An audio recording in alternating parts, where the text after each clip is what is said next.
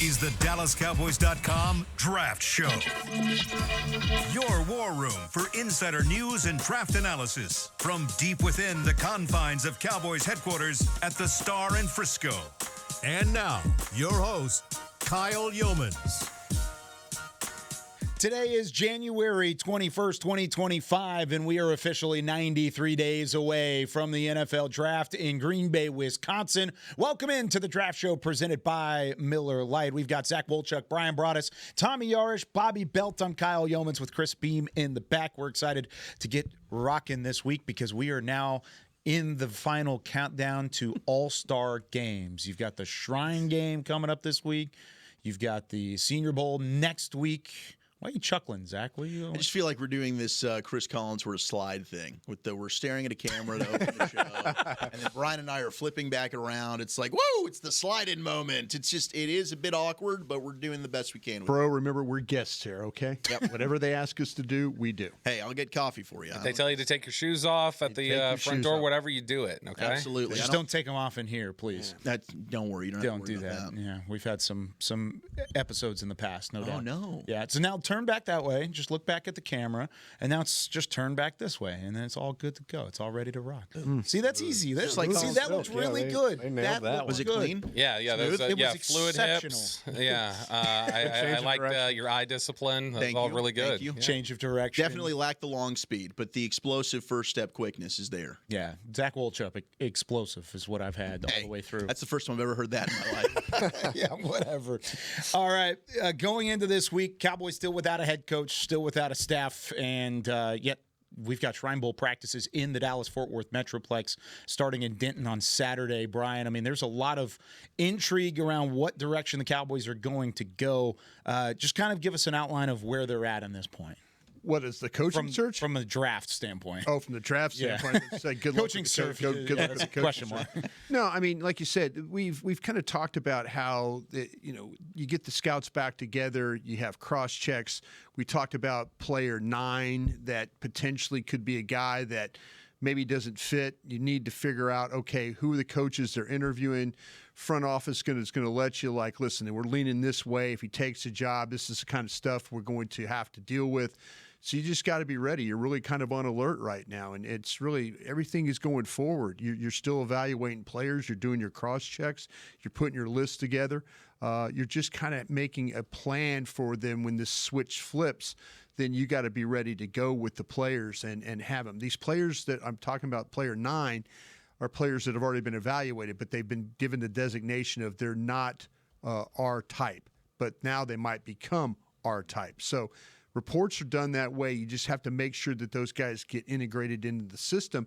And if anybody has a grade maybe high enough to get them on the board for Jerry, Steven, for the new coach to be able to talk about, that's what you have to make sure that you're doing right now. So it's really everything full bore. We've actually, didn't they play the Polynesian All-Star game? Hula Bowl. The Hula Bowl. They did the College Gridiron Showcase. So there's scouts out there actually hitting these All-Star games as well.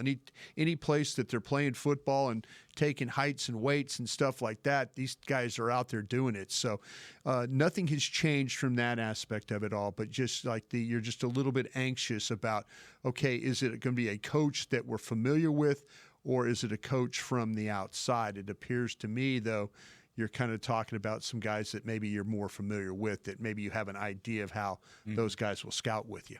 A couple of those names. I mean, one of them was interviewed this past week, and Kellen Moore, the current offensive coordinator with the Eagles. You might have to wait a little bit for that one, depending on how they do in the NFC title game. Another one that's kind of gotten some recent steam, Bobby, is Brian Schottenheimer within the building, offensive coordinator past week. Does that change a whole lot from a draft standpoint if he's the coach? I mean, obviously, if you've got – I think the two big candidates we keep hearing a ton about right now are they've interviewed Kellen Moore. Yeah. They've got Brian Schottenheimer here already. So the scouting department has worked with both of those coaches before. Yeah. So there's an understanding there. The other thing I think is it's the famous Bill Parcells, if I'm going to cook dinner, you got to let me buy the groceries. Not every coach is that way. Right. But the reality of it is, I think these scouts know, okay, fine, we're gonna do our work, we're gonna put in our time, we're gonna do our evaluations, everything else like that. When the coach gets in here and tells us, hey, I need an onion, I need a tomato, I need that, then what? Then those scouts go, okay, I've already evaluated. Where's the seasoning over here? Where's the paprika? All right, I can get you that. I can get you. I'm gonna go through my evaluations, and when you tell me what you want, I'll tell you. All right, here are the guys. Then these are the guys that fit what you're asking me. Okay, let me ask you a question, Bobby. And you're really plugged in on all these stuff with scouts, coaches, and all that. How much do you think these scouts want a coach that is going to roll up sleeves and get involved, or do they want a coach that is going to let them bring players to them? Like I always used to tell coaches, listen, I don't call third down defenses, but I could find you a guy that could stop somebody on third down. Yeah. So how involved, as you know this group very, very well, how much do you think they want a hands-on coach as opposed to a coach that's going to let them cook? I think in general, most personnel people across the league that I've talked to, they all want coaches who are involved. They want coaches who are going to, hey, go do the work. But how about the guy that walks in and undoes 10 months of work because with an opinion or a phone call or something like that? Do you want somebody who gets dropped in on the process and goes like, well, I'm going to go to war with you on this play right now?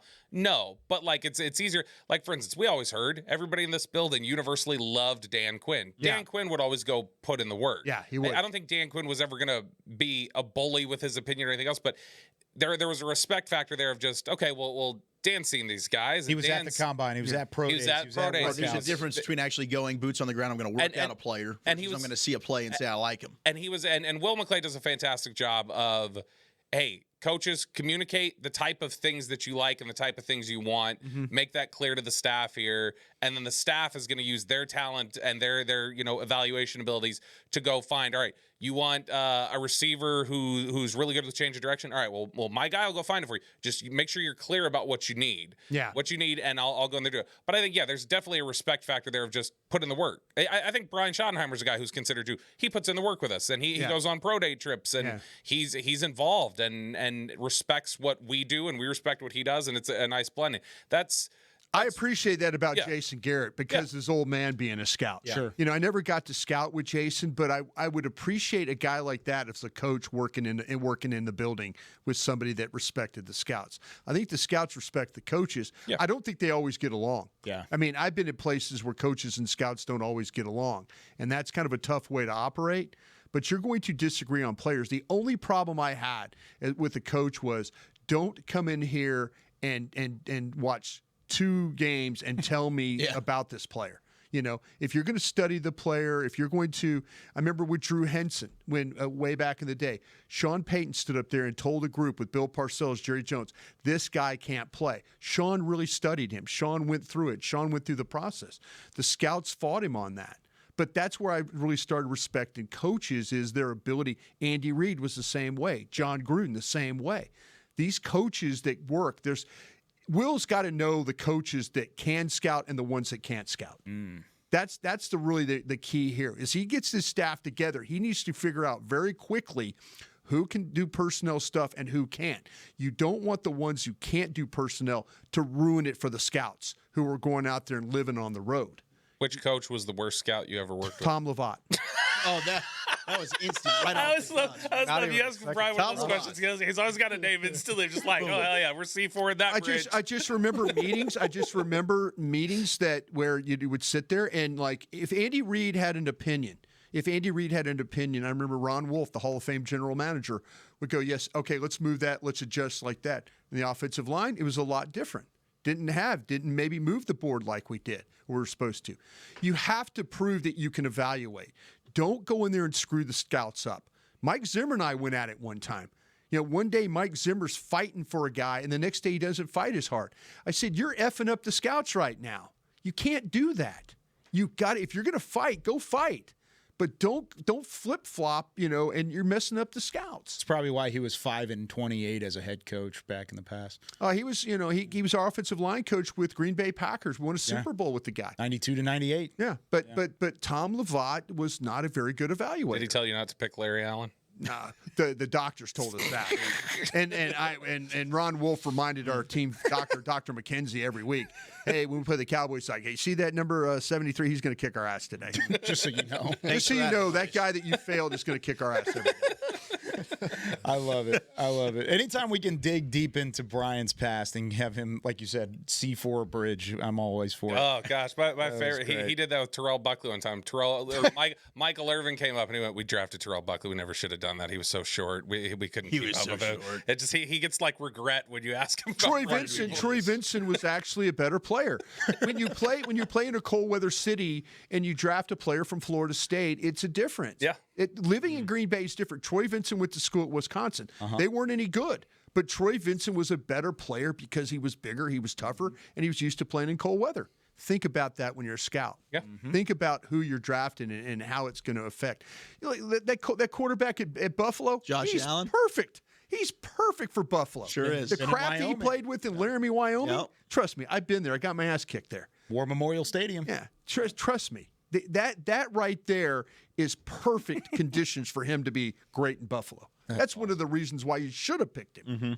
I love it. I love it. Last night, the college football season officially came to a close. Notre Dame and Ohio State meeting in the national championship game. Congrats to the Buckeyes getting it done. 34-23, the final score. They pretty much dominated that whole game. Notre Dame did what they could to get back in it, but there was a lot of NFL draft talent on display in that game. Tommy, you wrote an article on DallasCowboys.com that's up right now if you want to go read it about some of those exciting different individuals, different draft prospects that were on display. Did any of them stick out to you before we get into a little bit of this or at that? I want to go mano-a-mano with these draft prospects. Yeah, well, Ohio State from top to bottom, I think, is littered with draft talent. I mean, you heard all the talk coming into college football this year. This is a $20 million roster and all that, and they got so many of their guys who would have been top draft prospects last year to return. And I think that was really big for them. Their whole damn defensive line. Yeah, exactly. And speaking of the defensive line, that's part of what I talked about. Tyleik Williams, the big defensive tackle there in the middle, I thought had a pretty good game. He was the guy where I was talking with Nick Harris about him at first. I was like, I don't know if I'm sold on this Tyleik Williams kid. And in the college football playoff, he's completely changed my mind. Really powerful in there on the inside. Great plugging. Welcome up to the space. good side. Yeah, great. I love great Tyleik. at plugging up space against the run, and he did a good job of just collapsing the pocket, I think, to close out the season too. And then they've got the pair of edge rushers and Jack Sawyer and JTT.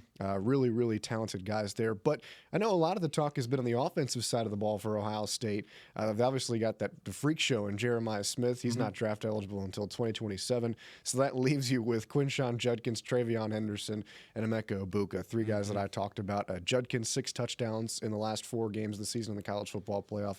He played really well. Henderson, you know, they kind of have that thunder and lightning to him, I think, or Sonic and Knuckles is what it was in Detroit. Sure. Yeah. Judkins is that physical, finish through contact, get through a couple of guys into the end zone. We saw him do it last night, but he doesn't have that explosive speed to finish big runs. And he had a 70-yarder last Some night. got that caught. Should have been a touchdown, but he got hawked down from the end. And then Henderson is the exact opposite. You saw against Texas when he shattered my heart into a million pieces at the end of the first half. Caught a screen pass and went 75 yards to the house. So a lot of interesting things there. And then a guy who I think is one of the better route runners in this class, and Emeka Egbuka, kind of has always been that second option at his time at Ohio State. You think of the guys in front of him, JSN, Garrett Wilson, Marvin Harrison Jr., and now it's Jeremiah Smith, but just very savvy in his routes, does a good job in zone coverage of finding the gaps and getting open for his quarterback. So a lot of really intriguing guys. Had a big fumble last night. There. Big fumble, yeah. That Real big. changed the course of the game. Yeah. But also just a really good play by Notre Dame to punch the It was a ball great out. play. So with all those Don't forget names- their offensive linemen too, by the way. yeah. Hey, we- that- Simmons that and Jackson from Ohio State. We could talk about their roster for 30 minutes. Oh no, in terms absolutely, of NFL yeah. talent. But Donovan Jackson The made fact himself that he some money. the fact that he moved from guard out Yes. to tackle when they had all the injuries to Simmons and stuff like that. So, you know, I thought maybe that was going to be a little bit of a liability, but man, I'll tell you what, Simmons is still the tackle, still my favorite tackle on the board. But we need to see Dr. Cooper. Medical has to improve. But Donovan Jackson did a hell of a job. You watch the Oregon games, the Texas games, stuff like that. This kid played very, very well. Denzel Burke, the corner, had himself a really good game, and that's somebody who his freshman year was really, really high and on the radar, and I think now might be a day 2, early day 3 pick, depending on where you're looking at him. But Denzel Burke, I thought, played a really strong game last night as well. And he's struggled. He's had his fair share of struggles this season too. So good way to close out the year. And I know Nick and I have been on the Davison Igbinosun train. He's physical, man. Very well. Sometimes he's too physical. He can get a little crabby. He has 19 penalties this season, so the train is screeching a little bit. But at some points too, I kind of like that with corners. Where they're physical, because you can teach them to be better about the penalties. But if it gets to be an excessive issue, that's when it's a problem. So that's my biggest question mark on Igbinosun. But like you said, there's some stuff to like there with him too. I think if you are going physical corner though, like it better be like Dallas is a fine spot for it right now. Most defensive back coaches will tell you like I can coach handsy play out of somebody. It's not a quick fix. Like most defensive back coaches that I've talked to have said, like if you're talking about a grabby corner, a little over physical, I'm going to need a couple years of assurances that we're going to be in a comfortable spot here. I've got time to work with this guy. If I don't have time to work with this guy, last year, for instance, I don't know if Al Harris wanted to work with an overly physical young corner. Like does he want to necessarily work with a guy like that and try to coach some of that out of him? They might have some. Like Carson, maybe? No, not Carson specifically. I'm saying some of the other corners that would have been involved in the class. I think they may have shied away from if it's like. Oh, I see what you're saying. We don't necessarily have the time. Or Melton. Yeah, we may not have the time to work with somebody like Melton right now. If we're talking about, hey, we need guys who can help us right now, that's going to take a little bit of time for us. Has anybody seen Wanye Thomas's brother play? I saw him. I've not watched him play yet. I saw him work out the other day. Okay, well, I'll keep it to myself then until you guys see him play. You said FSU? Yes. Did you like him? Oh yeah. Yeah. He's like, I mean, I watched him work out. But he's physically kind of very impressive. Kind of a grabby, but he can really, really run. He's physical. He plays a lot of press coverage stuff. I talked to a team because I was curious about this. Let me hold on that. We'll talk about corners one day because I want you guys to see him. I want to be able to talk. I'll watch him. I've heard a lot of really good behind the scenes stuff with him. That'll be really incredible. Quality guy. Quality. Yeah, he is like will wear a captain's patch when he's in the NFL. Nice. Exactly. That's exciting to hear. With all that being said, and kind of sticking with the national title game theme, I've got a little this or that set up from some of the big names out of that game last night. Let's start with the running back position since they were so close throughout the season. The Sonic and Knuckles, as Tommy just outlined, but Travion Henderson and Quinshon Judkins from Ohio State, both guys from Ohio State. Henderson wore the number 32. Judkins wore the number 1 last night. Zach, do you have a preference out of the two running backs? I think, Tommy, you did a great job describing, hey, you've got a breakaway home run threat in Travion Henderson who can finish runs, and then you've got Quinshon Judkins, who I do think when it comes to route running down the field as a running back might have an improved skill set over Henderson, but Henderson's also very capable in the receiving game. I like the speed of Henderson. That's why I'd lean Henderson over Judkins. I think this team, specifically from a Cowboys lens, you need that. You had Rico Dowdle, and maybe you're able to get Rico back, but Rico, similar type of runner to Judkins, in between the tackles, plays behind his pads, always falling forward, has the ability to get yards after contact. But to me, I watch Travion Henderson, I think he's got more of that game-breaking element for him. Very balanced, 3-down player, start-stop quickness. I think he's a little bit more patient, allowing his blocks to set up. That's something with Quinshon Judkins that I think he's just a little bit too fast. He wants to just ram it in there, runs behind the butt of a guard, and next thing you know, maybe he leaves a little bit of meat on that bone. I think Henderson shows a little bit more patience to allow things to develop in front of him. So I lean Henderson, but Judkins is one of those guys. This dude in the red zone area, short yardage, has a nose for the end zone, much like Zeke, another Ohio State Buckeye. I think both are going to be good players at the next level. I mean, Judkins at Ole Miss, dude tied Deuce McAllister's record with 14 career 100-yard games. His tape actually in 2023, I thought maybe even more impressive at Ole Miss. You watch him against Texas A&M. He absolutely dominated that game. But I kind of lean right now, for me, I like the speed of Henderson, which gives me an edge there over Judkins. Henderson in the second, Judkins in the third for me.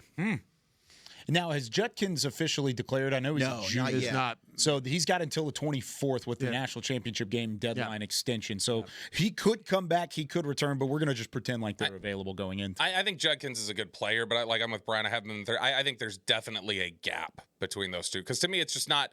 It's not only the game-breaking element that exists with Henderson, but it's kind of what Zach was just talking about there with Henderson. It's the patience, it's the natural feel for running the football and the way to set up his blocks and the way that he's able to kind of anticipate where the hole is opening up and set up defenders. I think he's really, really advanced in that sense. The biggest thing with Henderson for me is just it seems like as soon as he gets contact, he's going down. Like that's the big. There's not a lot of breaking big runs after contact. It's just where he's going to have an ability to really break something. Is usually it's either just the speed getting around the corner, or it's going to be just the patience of setting things up and finding traffic and weaving through it.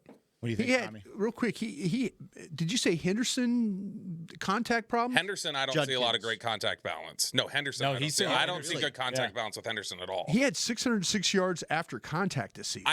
What I see him with is the way that he runs through traffic and the way that he navigates is good. I don't see a guy who breaks through very well. Average 4.5 yards a carry after contact. How many broken tackles did he end up having? But see, that's again exactly what are we talking about with contact or in terms of broken tackles? Those are different things to me, and those are defined differently. So after contact can be as little as when you're going through an area. If you are like brushed, it's there. I don't see a guy who like fights through tackles. Let me see if I can find something on it. What do you think, Tommy, about the two? I think we're kind of a group consensus here on Henderson over Judkins. I'm kind of surprised. I don't think Bobby and I are on the same page at all. I mean, he said second round pick, but we're on the same page in terms of viewing them as well. But like skill set, we view differently. I don't think Henderson is like a Derrick Henry in terms of the ability to break through contact, but I think he's more than serviceable, right? Yeah. I think the speed aspect of it gives him the edge over Judkins. When it comes to Henderson, I think his sophomore year that he suffered an injury and people kind of forgot about him a little bit. He's had some problems with that. Yeah, and that is something to keep an eye on. But he's still been extremely productive over the course of his college career. He scored 42 touchdowns. He's averaged 6.4 yards a carry throughout his entire career. And the great thing about the pairing with Judkins is kind of some of that weight was taken off of his back this season. He had 144 carries in the longest football season in college football history. So you come in with a little bit fresher legs in this process as opposed to 4 straight years of being the bell cow, which is what it looked like during his time at Ohio State. So I thought he closed out the year really well. I think, like you guys mentioned, the speed factor kind of changes things for me in terms of Henderson. Not the best catcher out of the backfield, but I think he can get the job done. He had 27 catches for 284 yards and a touchdown this season. They're fun to watch together, the way Chip Kelly used them. Unselfishness between both players blocking for each other. I mean, there were some times you saw Judkins kind of lead blocking for Will Howard. Yeah. I do think both could improve in pass protection, though. But Judkins is a guy who'll kind of throw his body in there. I think Henderson shows a little bit more technique. I think Henderson's a square blocker. Yeah. I don't think Judkins, to me, is a guy. I'm not going to call him a liability, but it's not as clean as it needs to be. Just found the missed tackle numbers on both guys just for a comparison purpose. Let's go. Put Bobby in a body bag. So Judkins had 193 carries, just over 1,000 yards on the season. He had 44 missed tackles. So throughout the season, 587 yards after contact. Henderson had 145 carries, so right around the same.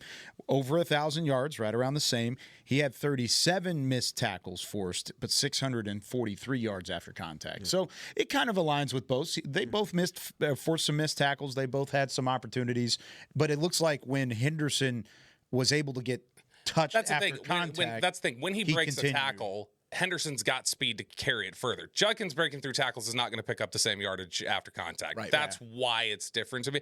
But in general, I don't think Henderson's just awful. I just see too often it's like, all right, Henderson goes down as soon as he's wrapped up. There's just not a lot there. It's the patience and it's the vision. And it's the ability to kind of weave through things that I think is bigger check mark in his favor rather than a Genty, breaking through a bunch of arm tackles and tackles. Nobody does it better than Genty. I'm going to see what his You guys seen Harvey from Central Florida Big fan. I haven't watched him yet. Broken tackle machine. Breaking tackles. Tell you what, Devin Neal, little bowling ball out of Kansas as well. I saw somebody throw out the Bucky Irving comp. Like he could be this year's Bucky Irving. I'm not against that. I do love me some Devin Neal at Kansas. Ashton Genty had more broken tackles than Judkins or Henderson had in carries this year. Yeah. Did Scadaboo have? Scadaboo, I think, was. We're not talking about Scadaboo. That guy's awful. Scadaboo's awful. We're not talking. We're talking about. We're not talking. I'll tell you the problem. Has anybody watched Samson from Tennessee? I've seen some of him. I haven't done a full. I saw cut-ups on Samson. What the hell are you guys doing? I've not watched. I've not watched. A lot of players. I've not watched full games of Samson yet. Yeah. I'm mixing and matching. I've watched cut-ups on Samson. I saw Samson in person. Okay. I've not watched Samson full games yet. But I mean, I liked him. Yeah. Yeah. No, I haven't watched a full evaluation of him yet, though. I watched Samson a little bit. I didn't think he was as great between the tackles. But I saw good explosion, getting on the outside and the speed. I don't know if I was the biggest fan. Maybe I need to watch a little bit more. No, if you don't like him, you don't like him. I mean, that's okay. Tommy hates the guy. Do you think he's better than Jalen Wright? Go ahead and dig a grave for him. You know I love Jalen Wright last. The thing about this guy is like the saying he played against a lot of really good defenses and was very, very productive. Yeah. And to me, I mean, he had a lot of missed tackles. See, the problem was I was trying to get you guys to help me with him because you're all telling me he's not any good. I think he's good. I still think he's good, so I'm not listening to anything you guys are going to say. You're talking about Dylan Sampson? Dylan Sampson, yeah. So Tommy, please watch. I mean, okay, Tommy, what else did you say about him? I put down he's a good outside runner, not as impactful between the tackles. Okay. Comes out of his gaps with good explosion. All right. Sometimes got a little bit overwhelmed in pass protection. I think he's got the. I thought he was better inside than he was outside. Watching him run. So I'd actually asked somebody about. I mean, that's Samson. good. I mean, hey, that's how you saw him. That's cool. I asked somebody about Samson recently, and I got a word about Tennessee guys in general, and I don't know how you feel about this.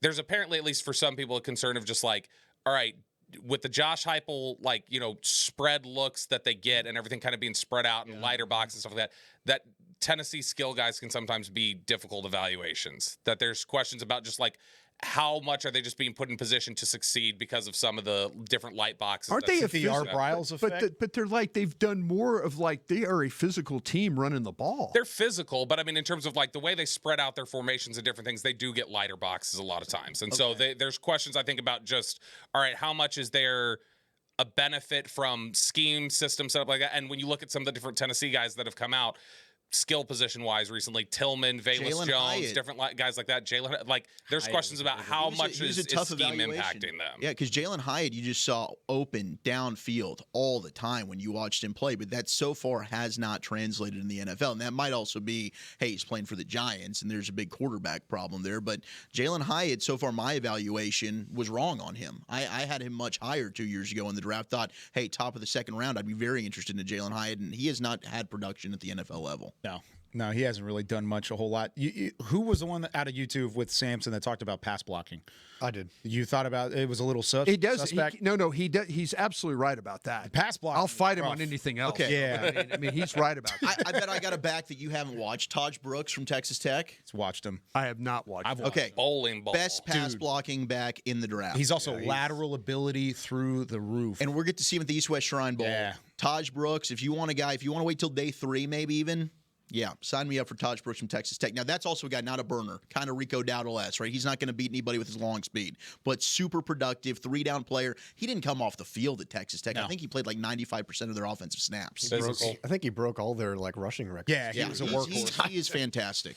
Who's the guy that was Denver running back a couple years ago? Real wide cat. Philip Lindsay? No. Williams? Maybe.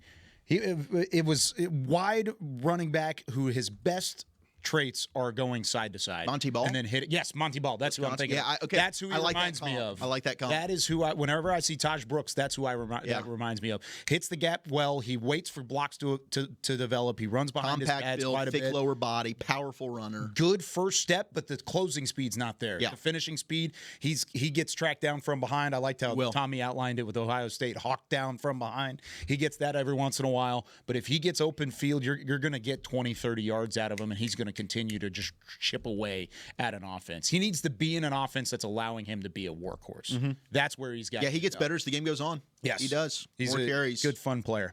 All right, good running back conversation. When we come back here on the Draft Show, let's talk about some Twitter on the 20. Got some questions that we're going to answer from the fans right after this from the Star in Frisco. Here we go. Tyler from Dude Perfect here. Big news. We just dropped our very own Dude Perfect smoothie with Smoothie King. We is strong. It's my recipe. Technically, we all came up with it, Kobe? I mean, you put a potato in yours. I was experimenting. Yeah, we picked up on that.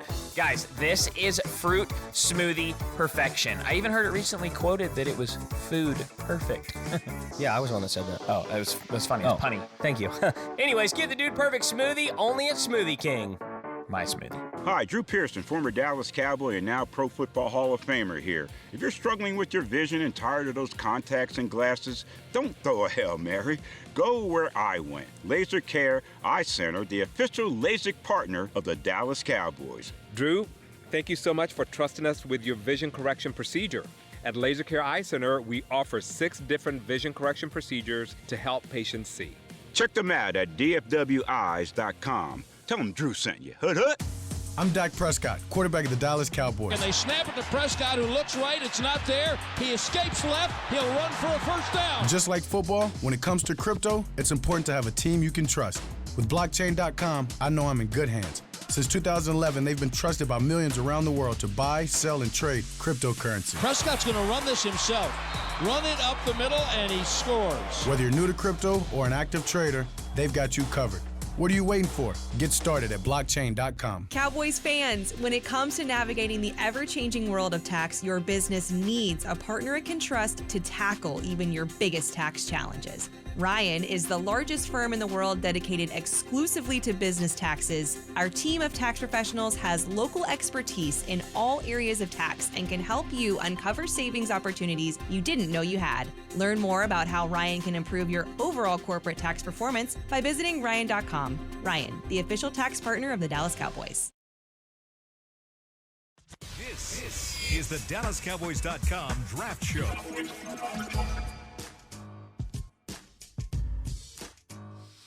Back here on the Draft Show, Cowboys Nation, Amanda Foster has been named your 2024 Dallas Cowboys Fan of the Year, presented by Captain Morgan. Her dedication to the team and spicing up the game has her as the league representative. Vote for Amanda to be named the ultimate NFL Fan of the Year at NFL.com/Fan of the Year. Let's get it, Amanda. Get after it, Amanda. Good job, Amanda. Amanda. Welcome back to the Draft Show, presented by Miller Lite, the only beer of the Cowboys. Zach Wolchuk, Brian Broaddus, Tommy Yarish, Bobby Belt. I'm Kyle Yeomans. Chris Beam in the back's about to hit the sounder because it's time for some Twitter on the 20. Twitter on the 20. Twitter on the 20. There you go. Thank you, guys. All right. First question. What position of need will most likely or most easily be addressed in free agency? What's free agency? Exactly. So that you can continue to draft other positions. This comes from Jam. I answered that question myself on Twitter because I knew you probably weren't going to go to it. You didn't think I was going to go to it? I didn't think you were going to go to it. I reached out to the gentleman. If you look at Twitter, I answered the question. Okay, here, let me read. And that's why I asked him. I said, what's free agency? Yeah, I was gonna go to it. Yeah. Oh yeah. What's free agency with a smiley face? It's got 111 likes and 4 retweets already. There you go. Well, yeah, that's fair. I don't honestly. They've got so many. I don't think they really are going to play in free agency at all. I just don't. Yeah. Their version of free agency is going to be to try and sign Lewis, to try and sign Osa, to try and sign Golston if they can do that. Their history says if they're going to sign a position to get a veteran in here and cover over some deficiencies, that's typically receiver. So they'll get James Washington, they'll go get Randall Cobb, they'll go get Brandon Cooks. So if they need something to just kind of cover their bases a little bit, receiver has historically been one they'll do. But in general, they tend to go to the bargain bin and will sign free agents at just about all their positions of need, just to go, well, at least we have somebody there if we get shut out in the draft. Yeah, to me, it's going to be they're going to draft first and then kind of figure out what they need from there. Just like I say, bottom fishing.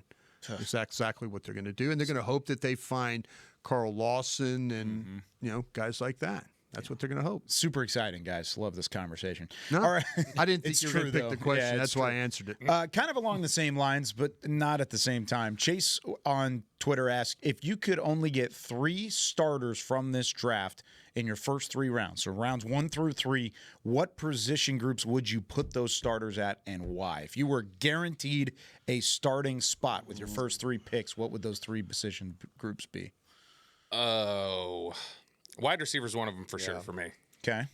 Wide receiver, running back. Defensive tackle? Yeah, I think I was thinking D tackle or corner. Wide receiver, running back. Guard? You'd have to go second. No, I kind of like what the skeleton crew was showing you on the offensive line at the end of the year. I mean, I think that there are other areas where I got more questions right now. I think if you're gonna move on from if Zach Martin's gonna end his career or he moves on or whatever else, I think that there was some encouraging things that you saw on the interior there with Tyler Smith, Brock Hoffman, BB. Yeah. You've got Bass. Linebacker. I have hope that Terrence Steele is going to be able to bounce back with a new coaching staff. That's my hope. Okay. And at left tackle, I mean, look, we talked about this at the time. Tyler Guyton wasn't necessarily ready to go right away. That's why we were talking about Udoga as a possibility. I still have hope, and I think there were enough flashes in there to me that I say I'm going to bank on. I think a second-year jump is reasonable at this point for Guyton. I still think I'm not nearly as out Is he on at left Guyton tackle? as others.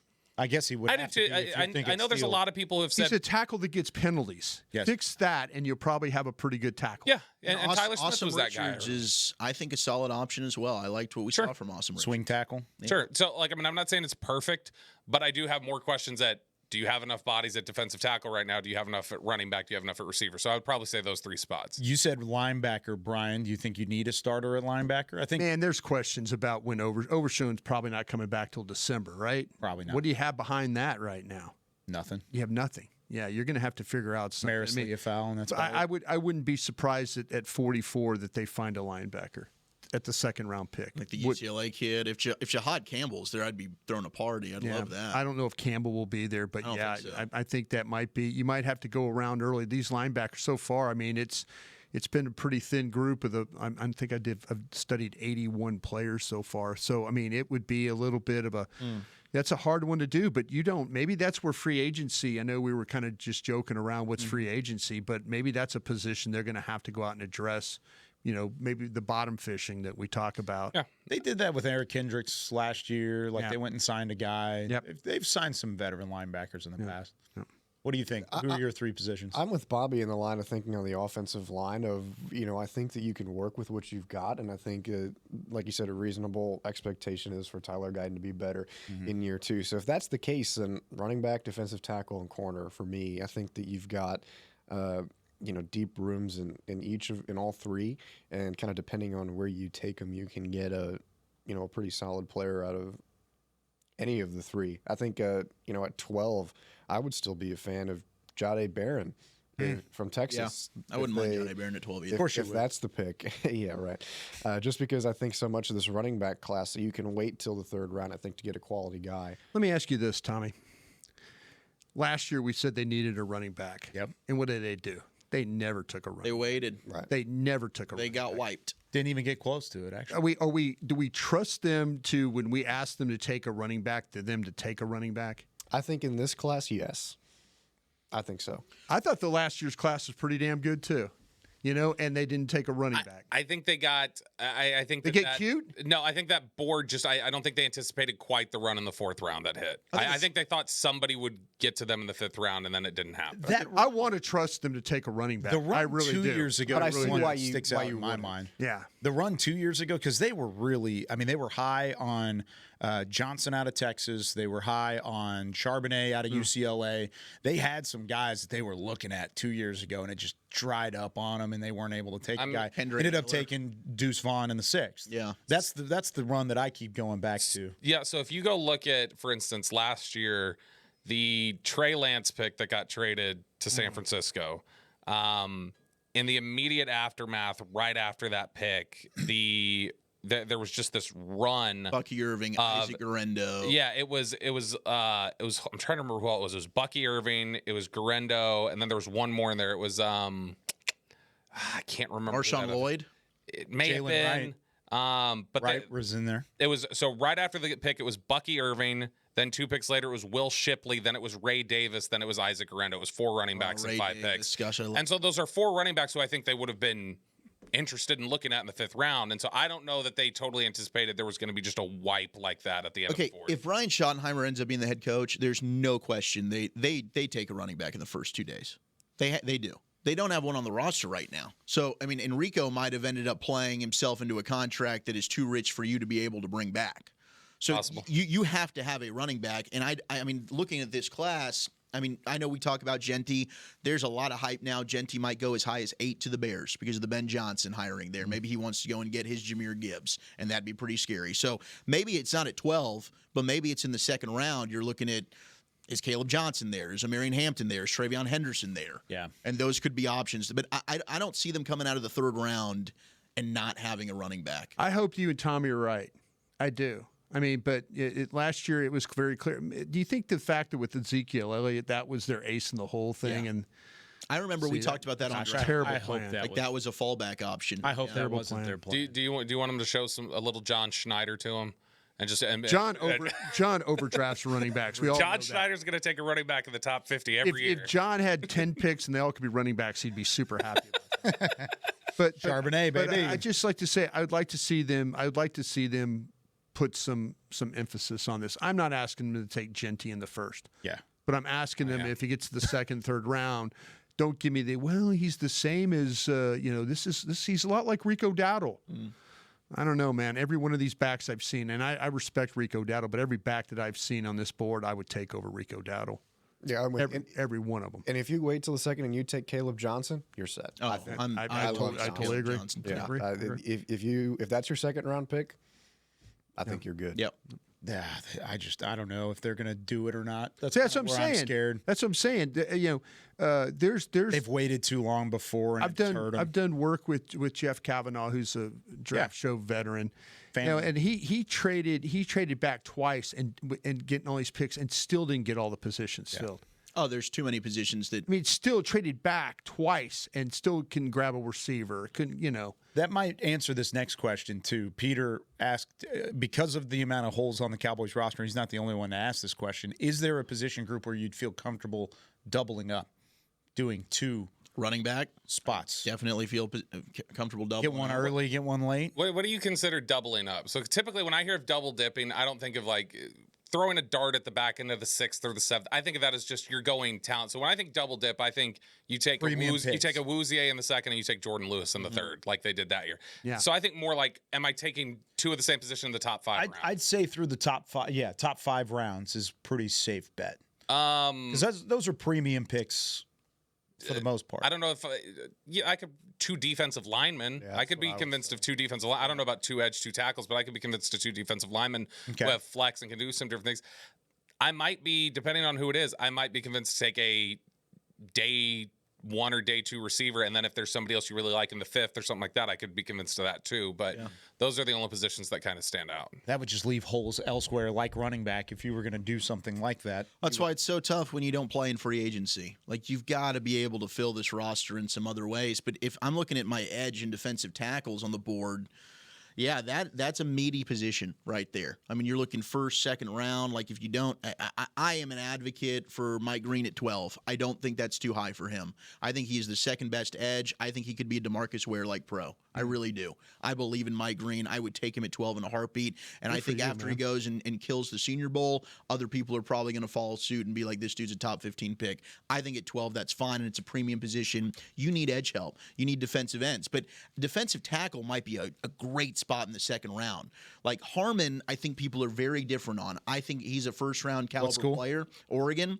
But if he falls in the second round, I'd be very excited. Like Kenneth Grant, super athlete. I know Michigan defensive tackle said his PTSD, but if Kenneth Grant falls to you in the second round, that's a hell of a value pick right there. Is he going to fall to you in the second round? I don't think so. Like, Probably not. I think he's too good. I 44 think he'll go in the first. Not with 15 first-round grades on the board. Yeah. But, I mean, Walter Nolan, like that's a dude. I have him in the third. I don't love Walter Nolan as much. But in the third round, I'd feel good about in the third Walter round? there in the third. Oh, yeah. I thought you were talking about at 44. No. He's going to prove me way wrong. That kid will prove me way Where's he out of? Ole Miss. Yeah.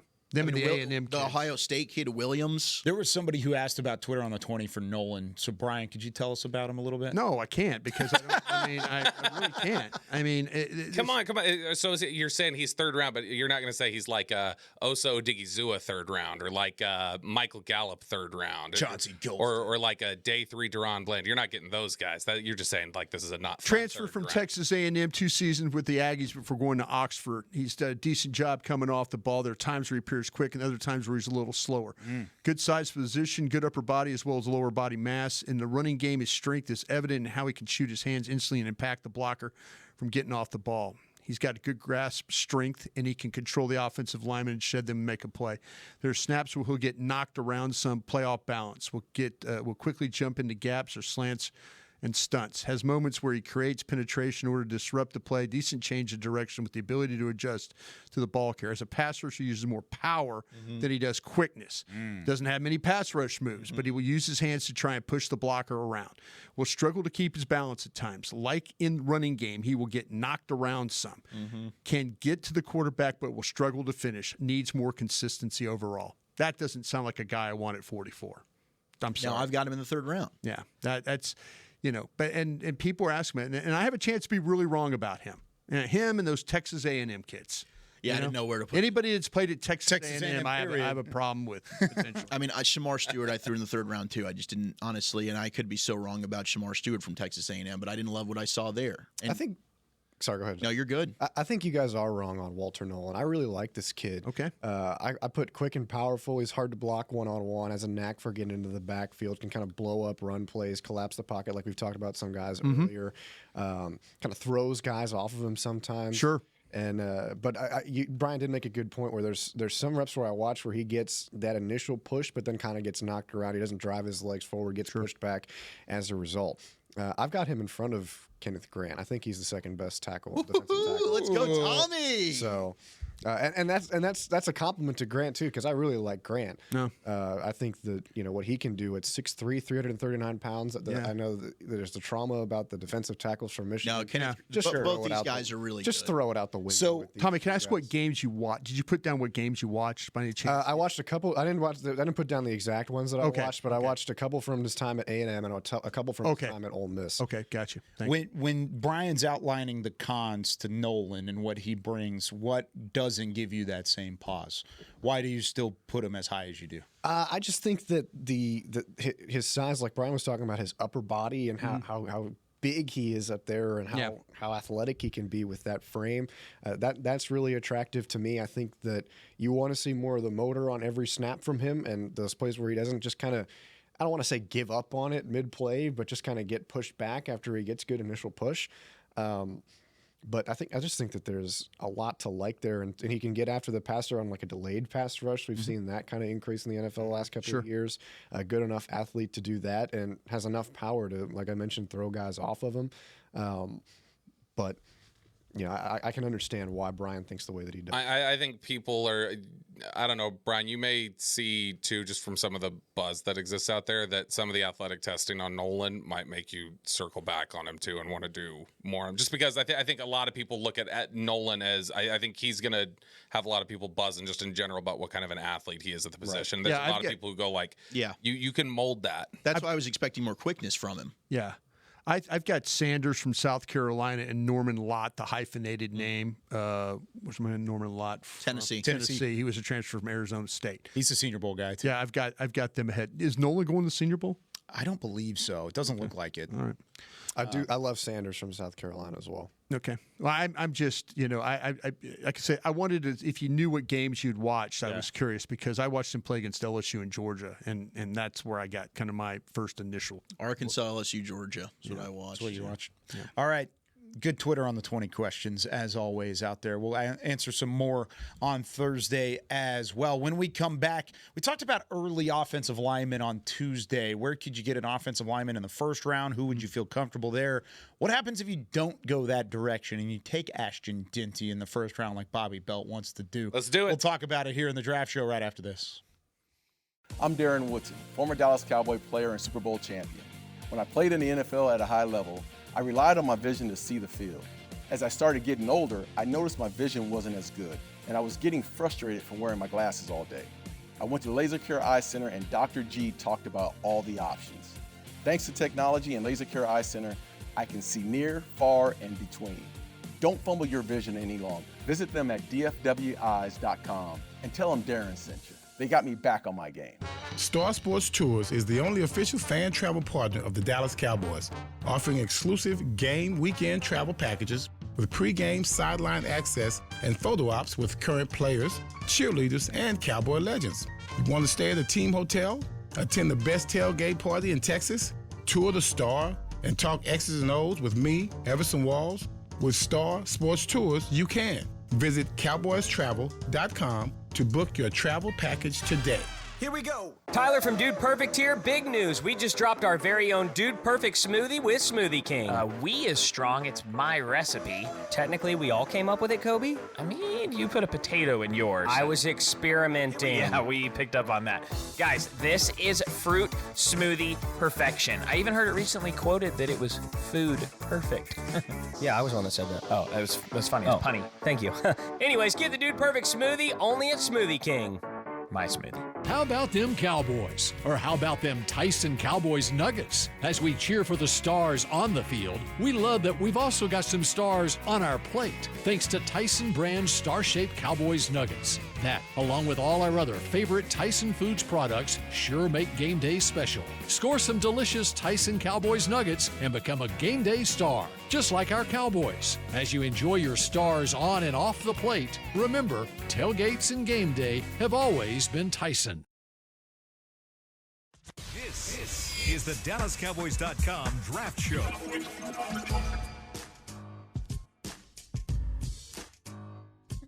Back here on the Draft Show, the biggest names in tennis head to the Ford Center at the Star in Frisco this February. Witness top-ranked Casper Ruud and former Dallas Open champion American Tommy Paul dazzle on the court as the Dallas Open moves to a new home. Catch all the hard-hitting action and watch top players on tour compete live. Tickets are available now at SeatGeek.com. Broadus and I love Casper Ruud. Yeah? Yeah, love watching him. Big Casper the Friendly Ghost was a little bit. Yeah. That's what we nicknamed him.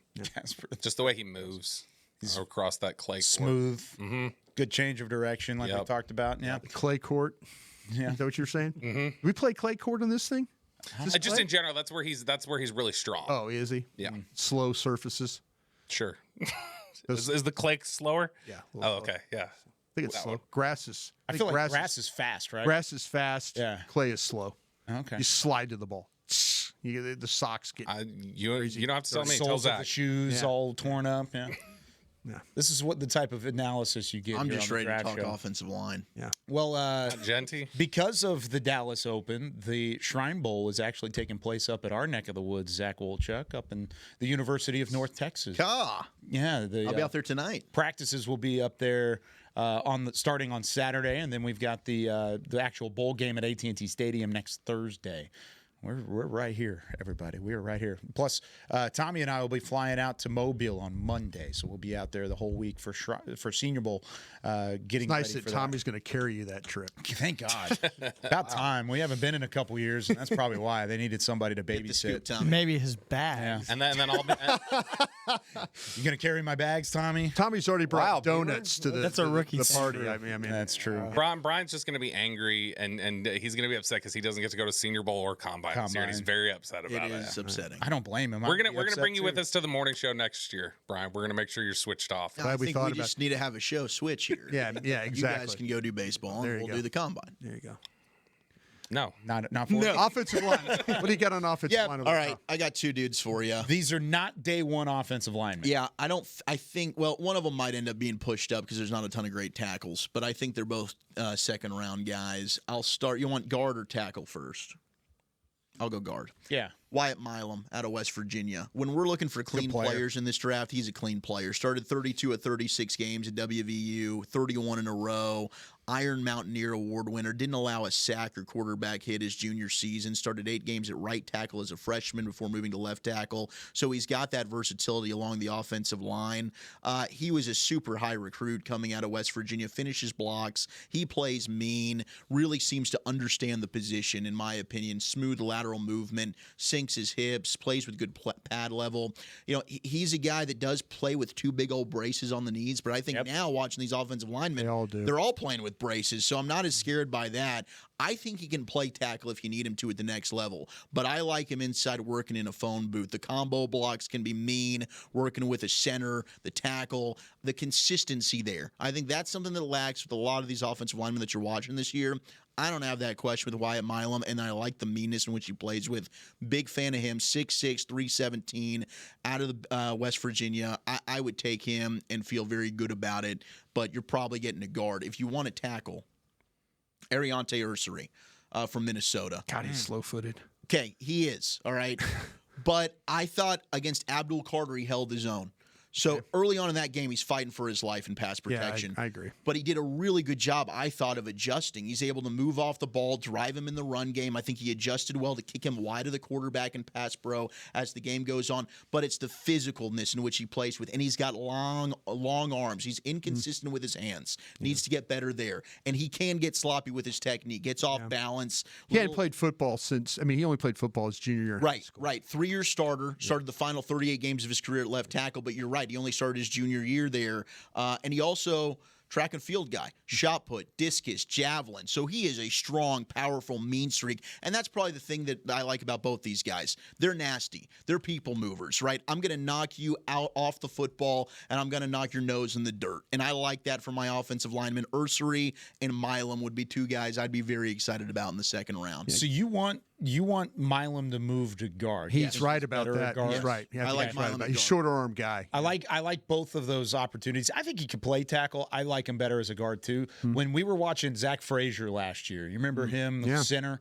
who was just a road grader, nail eater. I remember looking across and being like, man, who is this guy next to him, just a couple spots down, that's wearing the number 74? Who is this guy? And it was Wyatt Milam. And I agree with the strength. I think his pad level gets a little high at times. He kind of gets over the top a bit coming out of his stance. But for the most part, strong lower body, road grader as well. They ran the ball super well this year at West Virginia, really well. And I think he's part of the reason why, and the versatility that he showed throughout his years up in Morgantown certainly work out in the favor. Tommy, who you got? I got Luke Kandra, guard from Cincinnati, 6'4", 323 pounds. Spent his last 2 years there, transferred from Louisville. This guy's an Iron Man. He played almost 1,700 snaps in his last 2 seasons with Cincinnati. Did not give up a sack in 2024. He's more technically savvy than he is just a straight power guy, but I think in the right scheme, he can be a really good plug-in. Played primarily right guard, but I think he can slip in anywhere on the interior and give you something in the late, maybe late day 2, early day 3. Kind of a value pick there. So give me Luke Kandra, Cincinnati. Okay, 6'4", 323. Cincinnati native too. He went back home to go play. Home. You got anybody, Brian? Yeah, I've got a couple of guys here that I really, really like.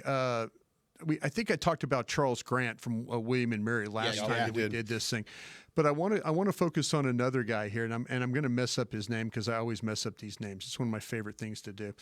Ozzie Trapilo from Boston College. He's 6'7", 314. This guy's got, and this is going to kill him right here to you guys, this guy's got some Tyler Guyton in him. And I say this from watching his Oklahoma tape, but he's played a lot more games than Tyler Guyton has played. He's played all the offensive line positions. He's got size, he's got length, and he's got feet. He's a little bit of a shorter guy, right? Only like he's 6'8". He's huge. 6'7", 314. That was tongue in cheek. Oh no, I was 6'8". No, that was a good job. Got him, guys. You knew what you were doing, yeah. But there's some snaps where he will bend at the waist because of how tall he is. But man, he will fight, and he loses sustain at times. But any block that involves movement, he is good to go. Reach blocks, scoop blocks, he will find his way in front of the defender. I really do like this guy.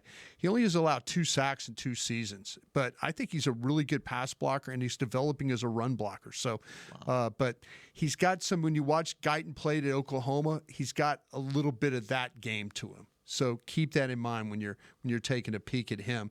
And then also, too, I also, one of these, Marcus Mimbaugh, who's a guard from Purdue.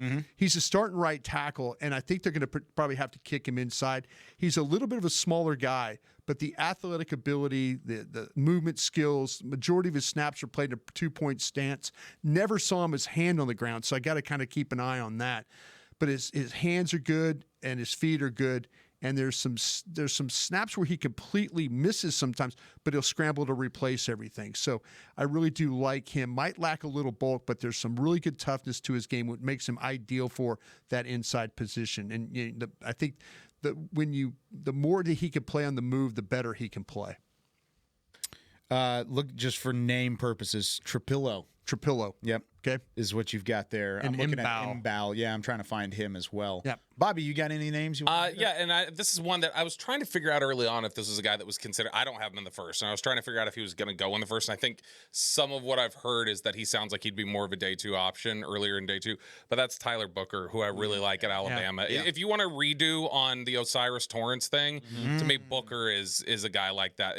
There's not a lot of great foot quickness. Athletic guys can give him some trouble at times, but you want to talk about power and somebody who can move, like make space really quickly, play with a lot of power in pass protection, even though he doesn't have great foot quickness, can get square, can handle guys, work in that tight area. I think Tyler Booker's really impressive. And a guy who, like, for a guy who's a interior player and a big bulker player, he's got a lot of really good length. He just doesn't have the foot quickness or the size, the nimbleness to be outside and play tackle or anything like that. But I think on the interior, Tyler Booker would be a really good option in the second round. Good player. Mean player, too. Yeah. People Very good. mover Very there. good. Do you think this team looks at the miss of Osiris Torrance at all? Like you talked about trying to redo there and go get some size. They like probably don't. I don't know that. I don't think they look at it and go like. Because I don't think that's the second time we've mentioned his name this year already. I think we probably look at it that way, or fans will look at it that way. I think the team has a tendency to say, "These are our guys. These are the ones we had, and we move." I don't know how much this team. I think they probably just think about Taco Charlton himself rather than in the context of TJ Watt. I think they just think of the things that the moves they made rather than the ones they didn't. It is just bow. Bow, not in bow. Yeah, just bow. No M. Yeah, no Bow. No M. Purdue. Bow. Watch him. He's a good player. Marcus Bow Bow. breaks. Bow buns. So there you go. Yeah, bow buns. All right, that does it for us here on the Draft Show. Hope you had some fun investigating and educating. We'll be back on Thursday to talk it through with you as Thank well. God Tommy won't be here to argue with. No, he's here Thursday. Oh, is he? Yeah. Damn. Let's go, Tommy. I'll bring some more donuts. It'll be good. Don't bring the donuts, please. Those were good. They were delicious. Yeah. Zach Wolchuk, Ryan Broaddus, Tommy Yarich, Bobby Belt, Chris Beam in the back. I'm Kyle Yeomans. We'll see you next time on the Draft Show. This has been a production of DallasCowboys.com and the Dallas Cowboys Football Club. How about this, Cowboys? Yeah!